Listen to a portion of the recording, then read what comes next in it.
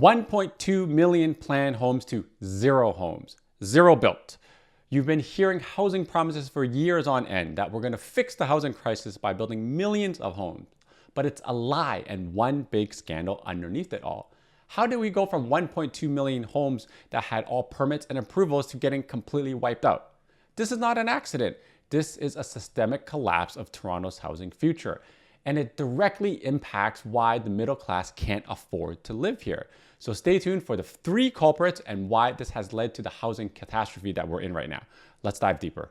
Hi, my name is Zen. If you enjoy my data-driven and number-crunching real estate updates, be sure to like and subscribe.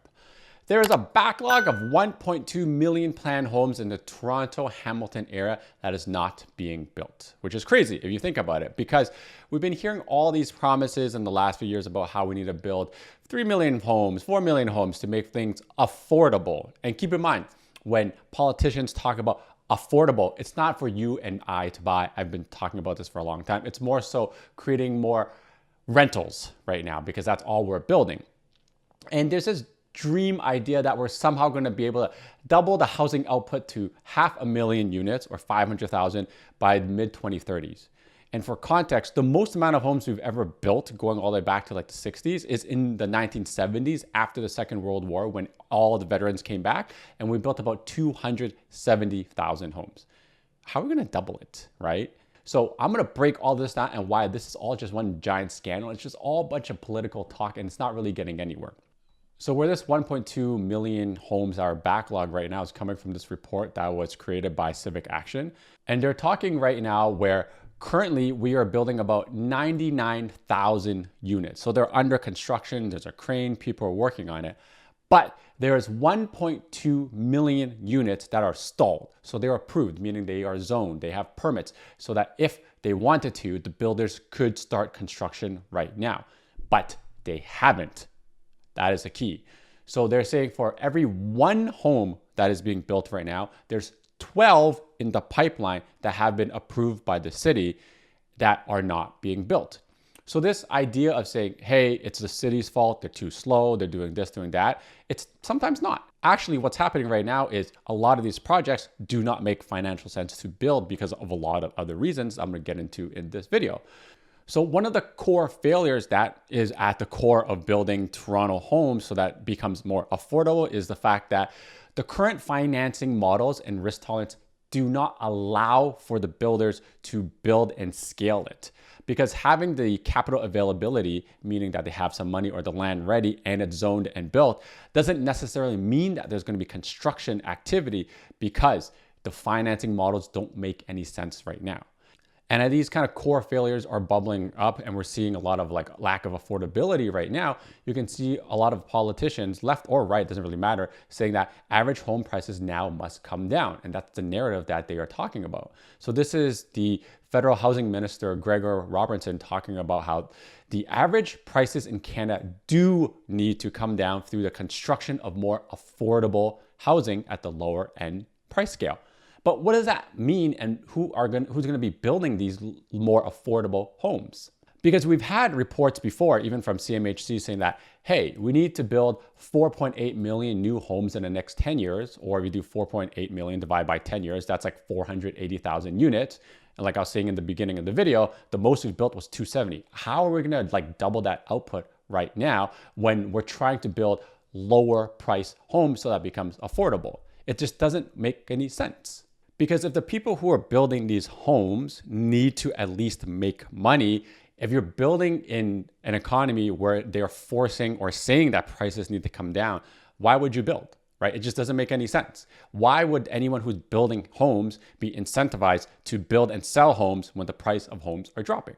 Hey, it's me interrupting myself. Ready to make a move? Just one free call, no hassle, but decades of experience to work for you. And a good way to explain why builders who build these homes to make them affordable isn't going to be building in this economic environment is this analogy. Imagine you, as a restaurant owner, are selling a plate of spaghetti and meatballs. Say you sell it for $50, but it costs you $45 to create this plate of spaghetti and meatballs between cost of food, labor, rent, etc. And say your profit margins are $5. So $50 you sell it for minus your $45 in cost, so $5. So you as the restaurant owner make $5 by selling this plate of spaghetti and meatballs for $50 and it costs you $45 to make. But now imagine there's all this inflation, which we're seeing right now in currently where we're living. So say your cost of food goes up, your labor goes up, your rent goes up. So now it costs you more than $45 to create this $50 plate of spaghetti and meatballs that you're selling. So why would you continue selling it? Right? You see, that's my point. Now, you layer on the fact that your customers are saying, hey, $50 for this plate of spaghetti and meatballs is completely outrageous. I need this plate to be $25 for me to afford this spaghetti and meatballs. And you're getting political pushdown saying, hey, it needs to be $25 so that it's affordable. But it costs you $45 and you have an unknown factor where things may still keep increasing because of inflation. Then you'd be like, well, I'm just not going to operate this restaurant. I will not be selling spaghetti and meatballs.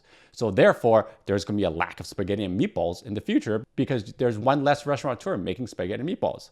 And this is literally what's happening in the real estate market. Builders aren't building because it doesn't make sense for them to be building with all this uncertainty in an economic environment where they need affordability and prices to come down. It just doesn't make economic sense. So how do you solve this problem? So that is the core failure that we have in Toronto right now. The people who we need to build more homes to make them affordable aren't incentivized financially to build more homes to make it more affordable.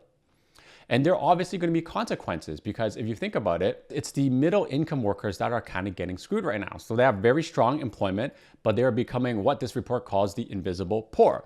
Because you need such high income to even be able to afford rent, let alone buy something. So it becomes harder and harder to stay in the city. So if you have like your police officers, your nurses, your teachers all have a hard time finding accommodations to stay here to be able to live in Toronto, why would they want to stay here? They're just going to go somewhere that's more affordable. So we're going to have also on top of a social consequence that when these people leave, we're going to have an economic problem too. That's why housing affordability is such a big problem in Toronto right now. Because you have a report like this that talks about how you need to make $44 an hour to comfortably afford a one bedroom. So if you're wondering how this article got to $44 an hour, because it sounds outrageous because the minimum wage is $17.50 right now, which is 3 times this, let me reverse engineer this for you. So you take $44 an hour, say you work 40 hours a week, and you multiply that by 50 weeks that you work, your annual income should be $88,000 to comfortably afford a property in Toronto as a one bedroom. And why they amounted to $88,000 is because if you are a landlord, when you're screening tenants because the landlord-tenant board is all messed up, you want to make sure you have someone that can actually afford the rent. And generally, people like to use the 3 times rule, which is you want to make sure that your gross income is 3 times that what you are paying in rent.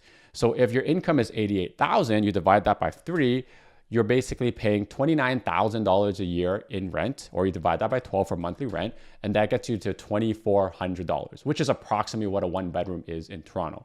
So that's how they're arriving at this $44 an hour to comfortably afford it. And if you don't make that, you're gonna have a hard time basically getting into a rental right now because a lot of landlords, even when we're screening for them, are saying, you know what, I really want a good tenant who can comfortably afford this because the risk of someone not being able to afford it and squatting because of the landlord-tenant board is very, very high right now. So you can see because of decades of rent appreciation and price appreciation, it's becoming harder and harder to live in the city unless you make a lot of money. And that's why the middle class is slowly getting hollowed out. And this is a huge systemic mismanagement of everything because it's not one person's fault. It's just like we've had decades of this rolling over, and when things are looking good, like prices are going up, people are making money, when the economy is doing fine, this is all fine, this is all normal. But when things aren't looking great and we may be coming into a recession, we're shining a light onto all these things where we're like, oh, you know what, this is all gonna be a problem that we have to solve at some point. And the unfortunate thing is that I think the government is too slow to react to a lot of these things, because if you look at one of the systemic mismanagement is when you build new projects, there's something that gets collected by the city called development charges. So anyone who's bought a pre-construction knows that it's a lot of money. It's anywhere between $100,000 per unit right now. And this is just one example of how crazy mismanaged the city is when it comes to housing. Get this. When the city collects development charges, it assigns them to a project called capital budget. However, the city consistently underspends the capital budget, only spending 65% of the budget in a given year. So where's the rest of it go? It just sits in an account. And if you ever try to find out where this money is sitting or what they're spending it on, there's actually zero transparency from the city of where this development charge goes. And as of June 30th last year, 2024, there's a backlog of $3.2 billion in unspent development charges. A lot of that can go towards a lot of services or helping create more affordable homes. So we have a pile of cash from the city right now, and it's probably sitting in accounts and we're collecting very little interest, not being used, but it's being charged for, which affects the end cost of the people buying these new affordable homes, because these development charges just get passed on to the buyers. So why is the city collecting development charges when it's not even spending them, but charging them for new developments, ultimately making the product that people are trying to buy, the housing unit, more expensive? It's just crazy, right? And because there's so much talk about it now, there's finally some political movement about cities reducing their development charges. So last year, Vaughan cut their development charges by almost 100%, saving $44,000, give or take, on a unit. You see Mississauga did it earlier this year and reduced their development charges by 50. But where is Toronto? Toronto's not doing anything. So this is why when I see headlines like this where people are just talking about, oh yeah, home prices must fall to create affordability. Oh yeah, we need to build 4.8 million homes to make things affordable. I'm like, this is just talking out of your mouth. This is like the biggest grift and scandal ever. It's not gonna happen because there's no incentive model that the government is creating for the builders to actually build this, let alone for the city to reduce the taxes that they're charging on these new homes. It makes no sense. So while the market is very soft right now, and I continue to believe that it will be soft for the foreseeable future, call it like 3 to 6 months, at some point, if the economy picks up and people are starting to buy or rent again, we're still not building enough homes in the future. And I've been saying this for the last few months. We don't have a supply problem right now. But the way that systemically we're set up, we're not building these homes unless prices are going up. We will have some kind of supply crisis in the future. And this is why I made this video about how the Canada housing crash is like the biggest lie ever, using 10 charts that explains exactly what's happening in the market. And if you want to understand that, make sure you click on the video that's on the screen. I'll see you in that video. Until next time, your move, your future. See ya.